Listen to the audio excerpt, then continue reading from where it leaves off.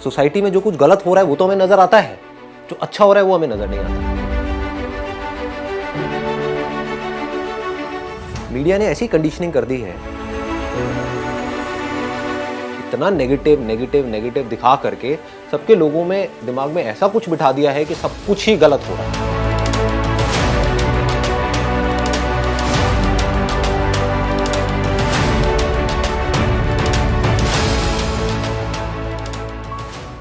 हम किसी को भी देखते हैं तो हमको अंदर से डाउट आने लग जाता है, शक होने लग जाता है कि कहीं ये बंदा भी कहीं गड़बड़ तो नहीं है। होता है ना?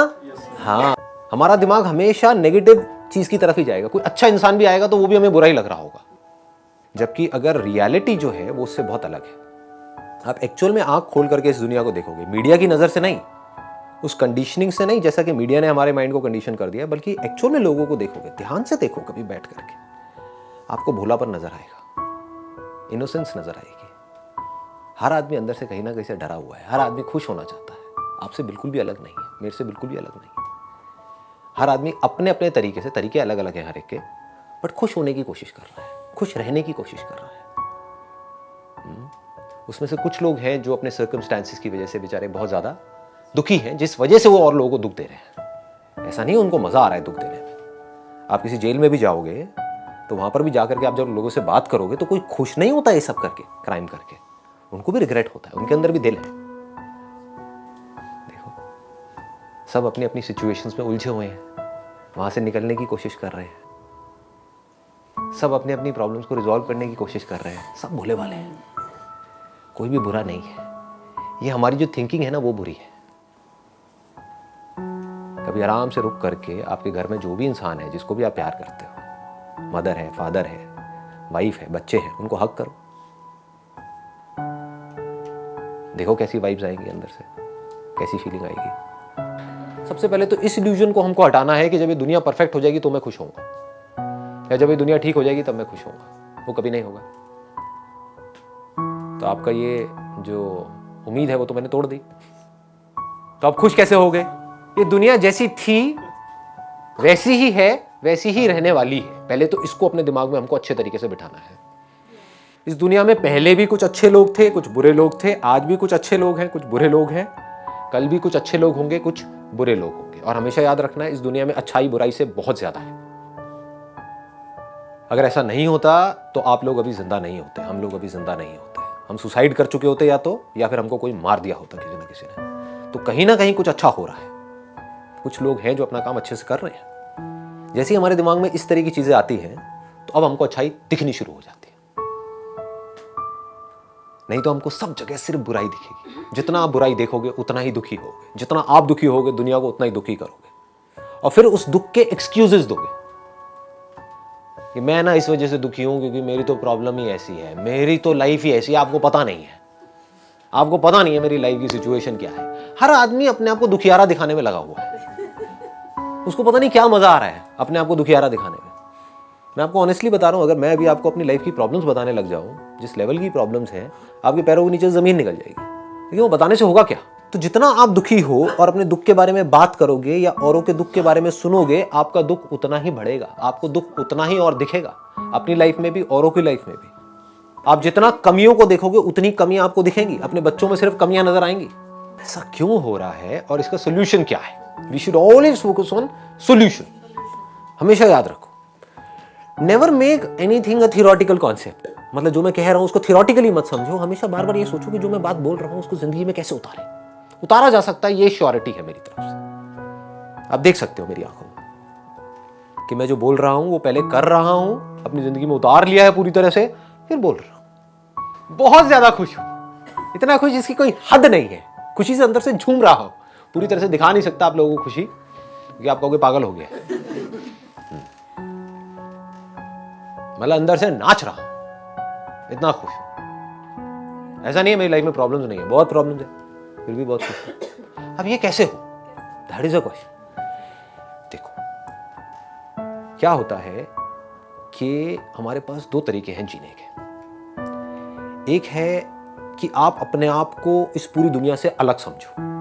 मैं ये हूं, मैं वो हूं, मुझे ये करना है, मुझे वो करना है। समझ गए? ऐसे जी रहे हैं हम। मुझे तेरे से ये प्रॉब्लम है, मुझे उससे वो प्रॉब्लम, मेरी लाइफ में ये प्रॉब्लम, मेरी लाइफ में मेरे साथ में ये हुआ, मेरे साथ में ये क्यों हुआ, मेरे साथ में ये नहीं होना चाहिए, भगवान तूने मेरे साथ में ये क्यों किया, मुझे ये चाहिए, मुझे ये करना है, मुझे वो मुझे वो मुझे वो। यही तो हो रहा है। दो तरीके हैं आपके पास जीने के। एक तो ये है कि अपने आप को इस पूरी दुनिया से अलग समझो, अपने आप को नेचर से अलग समझो, अपने आप को भगवान से अलग समझो, अपने आप को अपने बच्चों से अलग समझो, अपनी बीवी से अलग समझो, सबसे अलग समझते रहो। तो जितना आप अपने आप को अलग समझोगे औरों से, उतना ही दुखी रहोगे। इसको अच्छे से समझ लो। एक है अपने आप को अलग समझना कोई काम करने के लिए, अपनी आप एक स्किल आइडेंटिफाई कर रहे हो जिससे कि आप वो काम कर सको, वहां से पैसा कमा सको और एक अच्छी लाइफ जी सको। मैं उसकी बात नहीं कर रहा हूं। क्लियर हो रहा है? मतलब अलग का मतलब कि मैं उससे अलग हूं। डाइजेशन को आप चला रहे हो या अपने आप हो रहा है? सब कुछ तो अपने आप हो रहा है। क्या इस बॉडी को आपने बनाया या ये अपने आप बनी? लगाओ दिमाग। ये जो बॉडी आपको मिली है, जिसको आप मैं बोलते हो, इस बॉडी को आपने बनाया या you find yourself with it? You find yourself with it. मतलब आपने तो नहीं बनाई ना ये बॉडी, आपके माँ बाप ने भी नहीं बनाई, वो तो कुछ और ही कर रहे थे, वो तो बन गई है कि नहीं? समझ गए ना? मतलब कि इस नेचर से सब कुछ अपने आप ही हो रहा है। हम जबरदस्ती बीच में घुसे पड़े हैं और दुखी हो रहे हैं। समझ गए? हमने अपने आप को unnecessary, it is not required, it is required only when you are doing something जो आपके सर्वाइवल के लिए जरूरी है। यानी अपने एक टैलेंट आइडेंटिफाई करना है और एक काम करना है। ठीक है, हर एक में अलग अलग टैलेंट है। जैसे दांत का अपना एक अलग काम है, जीभ का अपना एक अलग काम है। बस इतना हमको समझना है। तो जीभ अगर दांत वाला काम करेगी तो गड़बड़ हो जाएगी, दांत जीभ वाला काम करेगा तो गड़बड़ हो जाएगी। बस इतना सा समझना है और अपना अपना काम करना है। लेकिन फंडामेंटली ये दो चीजें एक ही है, बिल्कुल ऐसे ही। जैसे दांत और जीभ अभी आप कह रहे हो एक ही है, और अगर जीभ कोई गलती करती है तो आप अपने दांतों को नहीं तोड़ते हो, बिल्कुल ऐसे ही हमारी जो बॉडीज अलग अलग दिख रही हैं वो है एक ही। इसी नेचर का हिस्सा है। हमारी ये बॉडी किसकी बनी है? नेचर की नहीं बनी है क्या? बिना नेचर के आपकी बॉडी जिंदा रह सकती है क्या? आपकी ये बॉडी नेचर से अलग है? नहीं। ये कोई बिलीफ है या ये फैक्ट है? तो इस फैक्ट को हम देखते क्यों नहीं है? क्योंकि हम बिजी हैं। हम कहां पर बिजी हैं? कुछ ऐसी चीजें करने में जो हमें लगता है कि ये करने से हमें खुशी मिल जाएगी। कभी क्वेश्चन मार्क लगाते ही नहीं है कि ये सब करने से क्या खुशी मिलेगी। सब कुछ कर लिया ना आप लोगों ने, ऐसा तो नहीं किया। आप लोगों की एज कोई अभी 15-20 साल तो नहीं है कि अंदर से एक्साइटमेंट से भरे हुए हो कि ये होने वाला है, वो होने वाला है। सब कुछ कर लिया ना, क्या हुआ? कोई नतीजा निकला तो 20 साल बाद भी नहीं निकलने वाला है। इतनी सी अकल रखो। समझ गए?